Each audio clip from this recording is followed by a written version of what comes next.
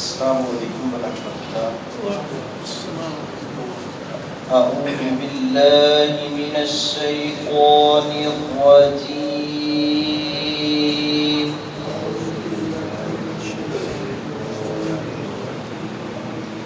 بسم اللہ الرحمن الرحیم۔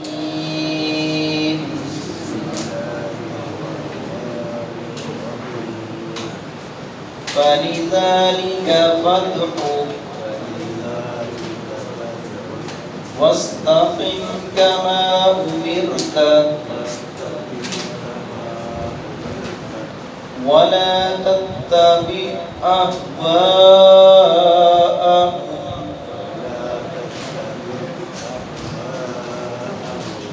وقل آمنت بما أنزل الله من كتاب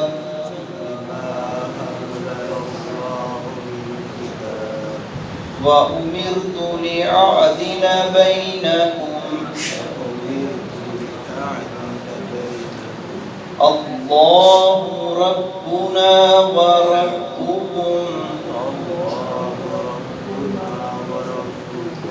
لنا أعمالنا ولكم أعمالكم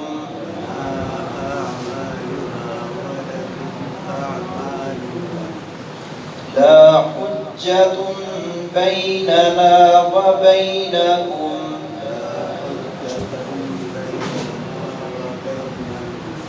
الله يجمع بيننا وإليه المصير۔ مختلف فرق اور گروہوں کا پچھلی آیات میں اسی سورۃ مبارکہ میں تذکرہ چل رہا ہے، اور فرقہ واریت کی اللہ رب العزت نے تردید کی ہے، اور بڑے بڑے سردار اور بڑے بڑے چودھری جو ان فرقوں کو اپنا پروان چڑھانے والے تھے اور اپنے اپنے مذہب کا پرچار کرنے والے تھے، ان کے بارے میں رسول اللہ صلی اللہ علیہ وسلم کو اللہ رب العزت نے فرمایا کہ پیارے نبی، ان کے ساتھ کوئی کمپرومائز نہیں، ان کے ساتھ آپ کوئی ان کو ڈھیل نہ دیں اور ان کی خواہشات کی پیروی نہ کریں، کیوں آپ صراط مستقیم پر ہیں۔ اور اللہ نے خود فرمایا کہ میری طرف سے آپ کی یہ ذمہ داری ہے کہ آپ نے اس دین خالص کی طرف لوگوں کو لانا ہے، کوئی مانے یا نہ مانے، آپ نے اپنی دعوت پر، اپنے مشن پر گامزن رہنا ہے اور استقامت کے ساتھ، دوام اور ہمیشگی کے ساتھ اس مشن کو، اس کاز کو آگے بڑھانا ہے۔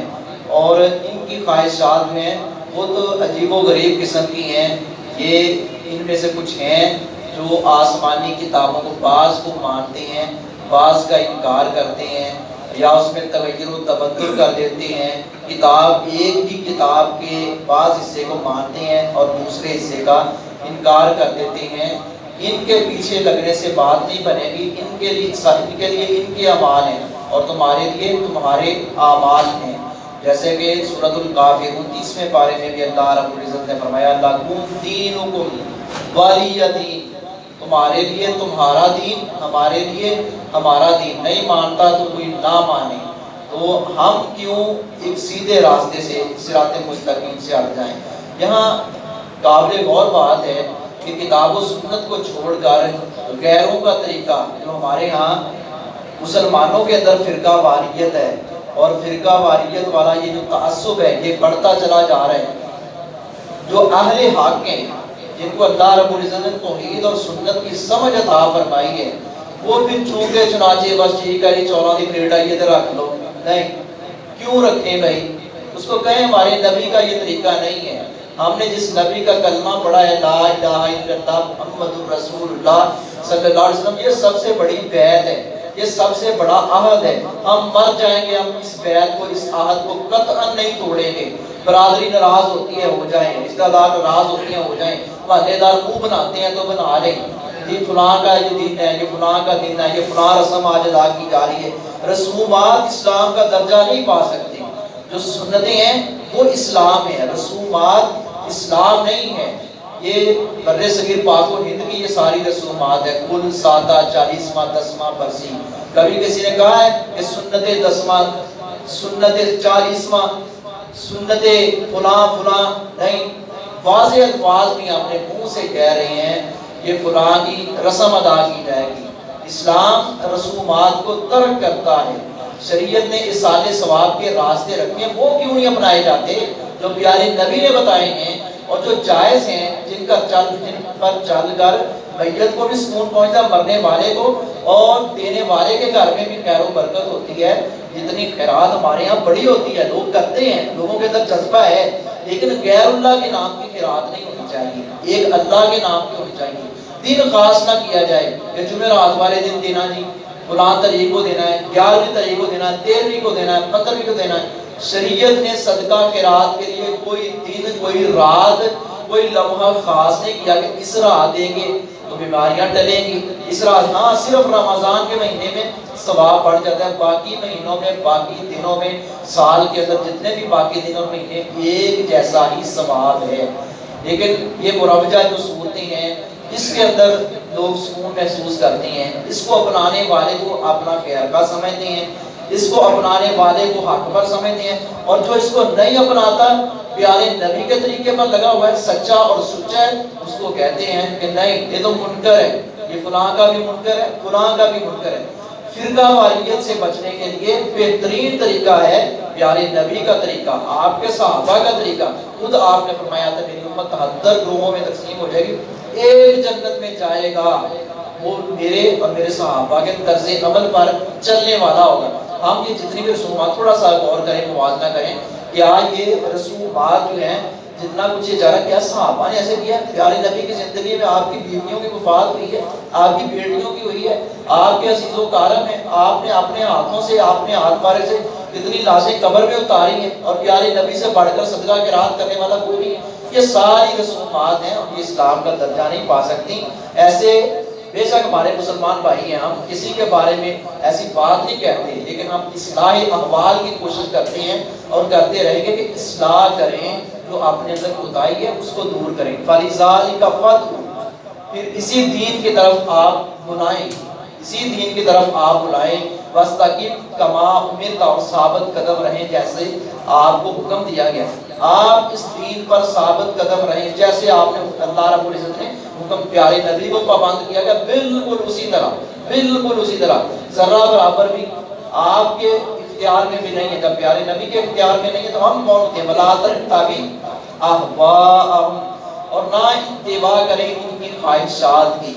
تعداد تھوڑی تھی مسلمانوں کی لیکن ڈرتے نہیں تھے، اور ان کی خواہشات، آج ہم کثیر تعداد میں ہونے کے باوجود پھر بھی ڈرتے ہیں اور اہل کفر سے کمپرومائز کرنے کے لیے تیار ہو جاتے ہیں، اہل شرک سے اور اسی طرح اہل بدعت سے ہم اپنے اندر جو ہے نا کمپرومائز کرنے کے لیے تیار۔ کیا ہوتا ہے کہ کسی کا دل ٹوٹے گا، دل ٹوٹتا ہے، ٹوٹنے دیں، ایسا کوئی دل نہیں ٹوٹتا، دل ایسے نہیں ٹوٹتا، ایسے جو ہے سنت سے جو ہٹ گیا اصل میں وہ بہک گیا، جو سنت کے ساتھ جس نے تمسک کیا اور سنت کو پکڑا ہوا ہے وہ اگر اور جواب ہم کسی کو دیں نا، یہ ہمارا بھی کچھ انداز اچھا نہیں ہوتا۔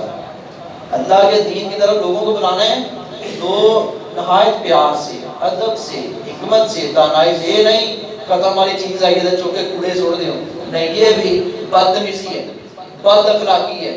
اس کو کہیں بھائی نہیں ہم نے نہیں رکھنا، کسی اور ضرورت مند کو دے دیں، پھر بھی کہتا ہوں ہمارے پیارے نبی کا طریقہ نہیں ہے، میں پیارے نبی کو فالو کرتا ہوں، میں کسی اور کو فالو نہیں کرتا، بس ٹھیک ہے، مگر ہمارا طریقہ بھی غلط ہوتا ہے، بالکل ایسا انداز کبھی نہ اپنائیں۔ اللہ رب العزت نے یہی قرآن کریم میں فرمایا ہے کہ لوگوں رب کے دین کی طرف لوگوں کو بلانا ہے بالحکمہ، دانائی کے ساتھ، حکمت کے ساتھ، بصیرت کے ساتھ، سمجھ بوجھ کے ساتھ، بے وقوفی نہیں کرنی۔ یہ اللہ رب العزت نے ہمیں حکم دیا ہے، آپ ان کی خواہشات کی پیروی نہ کریں۔ وَقُلْ آمَنْتُ بِمَا، اور کہہ دیجئے میں ایمان لایا اس کے ساتھ جو انزل اللہ، نازل کی اللہ نے، بن کتاب جو اللہ نے نازل کیا کتاب ہے اس پر ایمان لایا۔ وَأُمِرْتُ لِأَعْدِلَ بَيْنَكُمْ، اور میں حکم دیا گیا ہوں کہ میں انصاف کروں تمہارے درمیان، مجھے اللہ رب العزت نے حکم دیا کہ تمہارے درمیان میں انصاف کروں۔ اللہ ربنا و ربکم، اللہ ہمارا رب ہے اور تمہارا رب ہے۔ اللہ تمہارا بھی رب ہے، تم مانو یا نہ مانو، اللہ ہمارا بھی رب ہے، تمہارا بھی ہے۔ لنا اعمال، ہمارے لیے ہمارے اعمال ہیں، ولکم اعمال، اور تمہارے لیے تمہارے اعمال ہیں۔ لا حجت، نہیں ہے کوئی جھگڑا بیننا، ہمارے درمیان، و بینکم، اور تمہارے درمیان۔ یہ لڑنے جھگڑنے والی بات نہیں ہے، سیدھا سا اصول پیش کر رہا ہوں، سمجھ میں بات آ رہی ہے کہ اس دین کی طرف، اس بات پر ایکا کر لیں جو ہمارے درمیان اور تمہارے درمیان مشترک ہے۔